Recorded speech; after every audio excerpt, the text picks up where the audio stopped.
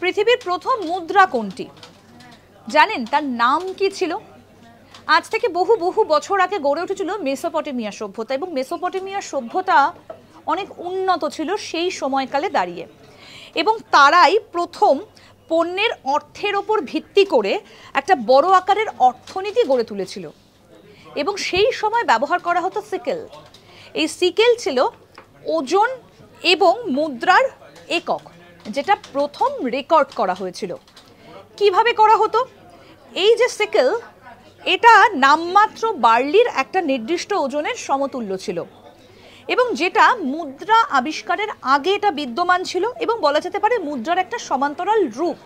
কারণ আজ থেকে বহু বহু বছর আগে যখন লেনা দেনা চলতো বিনিময় প্রথার মাধ্যমে, তারপরে আস্তে আস্তে এই এককগুলো আসতে শুরু করলো, তখন এসেছিল এই সিকেল।